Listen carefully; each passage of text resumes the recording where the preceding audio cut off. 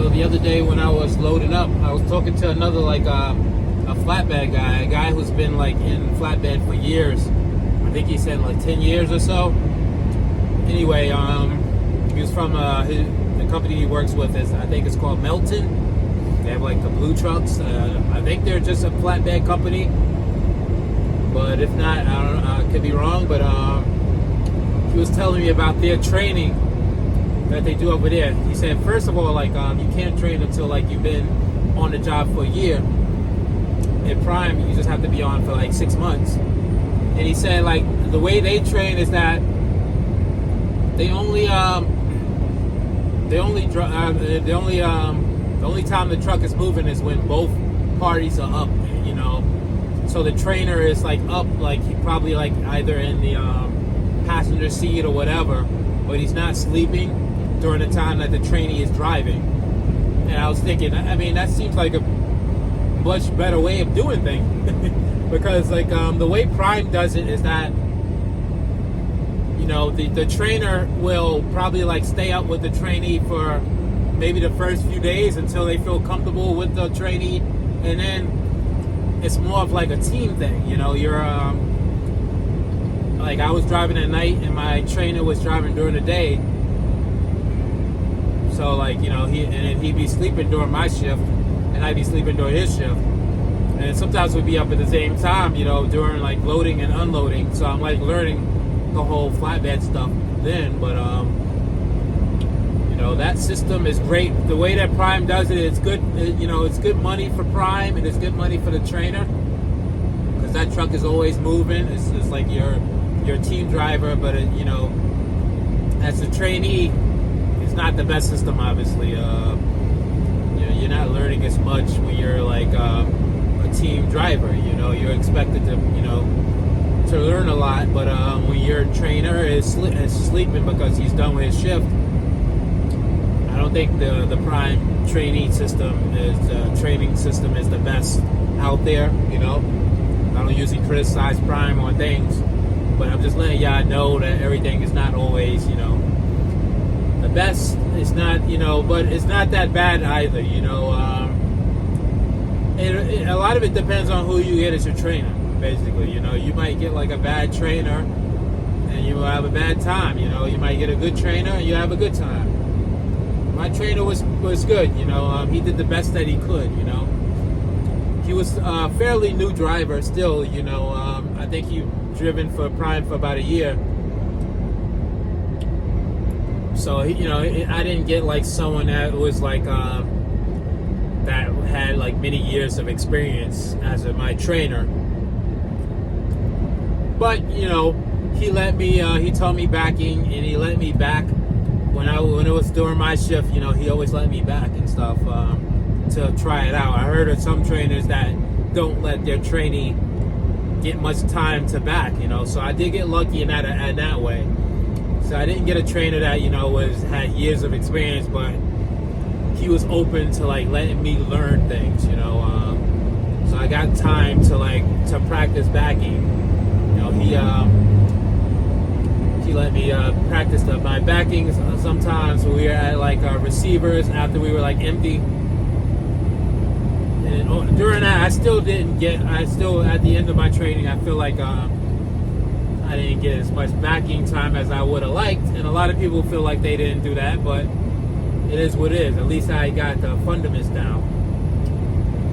But you know, it's interesting hearing like how other companies go about the whole training thing, and realizing that Prime isn't the best at that in that aspect. You know, it seems like Melton does even a better job with their training program.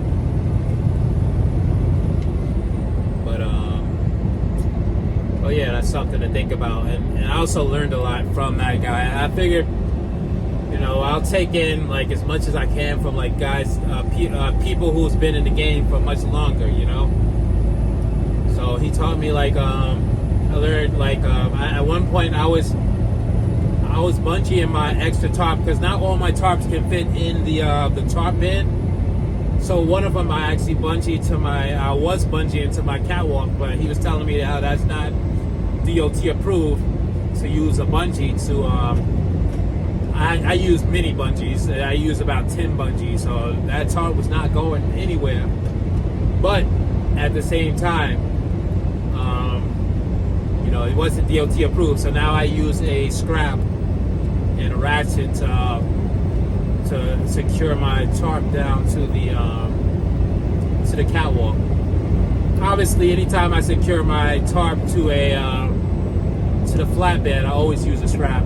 But I did it the way my trainer did it, and he used to put a whole bunch of bungees on the catwalk to like bungee the whatever tarp couldn't fit in the tarp rack. So I thought that was the way of doing it, but that's not the proper way of doing it, So I learned that. I learned a better way of like getting belly scraps over the whatever we have to secure down using the extension pole. I use the before I was like I kind of tied like part of the scrap around the extension pole and then ran it through, but then there's a way of actually putting the hook on the extension pole and then putting it through that way. It's hard to explain, but anyway, it's the faster, easier way. Anyway, what I'm trying to get at is that I'm trying to like take in what I can learn from people that have been doing it for years and years. Anytime I can talk to someone like that, it's like I'm learning a lot. It's a great thing. I just learned a whole bunch of stuff just from talking to this guy for like a little bit. He was just helping me out with things. He was saying how he would do it, with the scrapping, and I'm just learning a better way of doing things.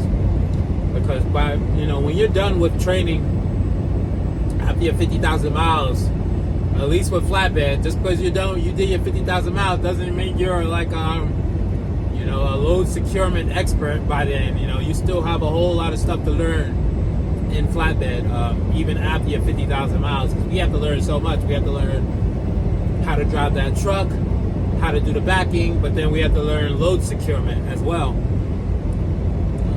which is like something in its own right there too. It's more than just driving. So by the end of 50,000 miles, you're not going to know everything you need to know. You'll learn a lot more through that the flatbed boot camp. But even then, and then they'll give you like a book that you can like always refer back to when it comes to load securement. But you're always going to be learning. I've been driving on my own truck for about a month, and I'm still learning things. And I'm going to be learning things for years to come, basically. But everything's getting a little bit faster. It still takes me a while to scrap everything down, but I'm starting to get like a better system. I'm trying to be more efficient with it, so that I can like speed up the process. It's not a race. You want to take your time, make sure you do everything right. That's more important than how long it takes you to do everything. So yeah, everything takes me a long time to scrap everything, to do the load securement. I'm always like one of the slowest, people at the yards, but I'm also one of the newest people at the yards that I go to as well. So in time, I'm gonna, my speed will increase with the whole load securement thing. But it's a process. Something that's gonna take time.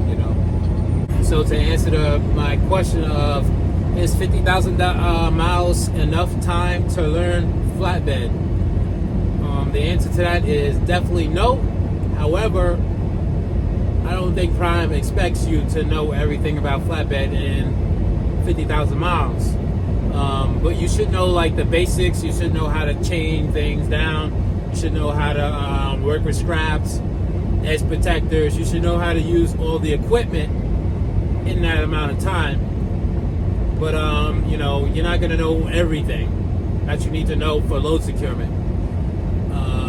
You're going to learn a lot more through the boot camp that they provide, and they give you like some study data, some information, to learn like how much scraps to use for certain things, and but then they give you like information. They give you a number to call, like there's like a flatbed manager guy or whatever you can call up. and then you can call up your trainer. You know, so you're not expected to know everything, but you should know a lot.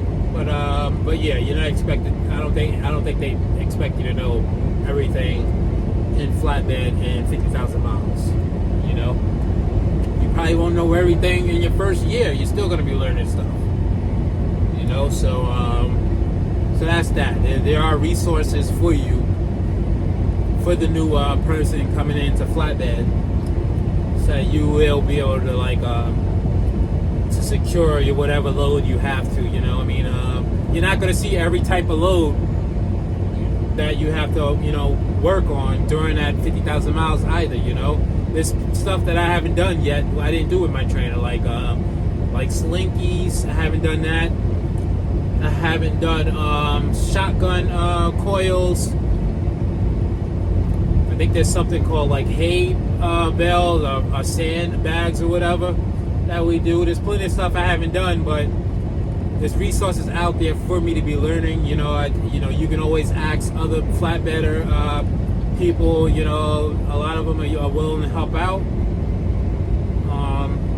There's YouTube. You know, look up videos to help for training, and then there's obviously the resources that Prime provides you with, like the book, for flatbed. You can study that. So you have to do a lot of training on your own, to learn flatbed. Basically, it's not only all about that 50,000 miles. So there's that. Peace.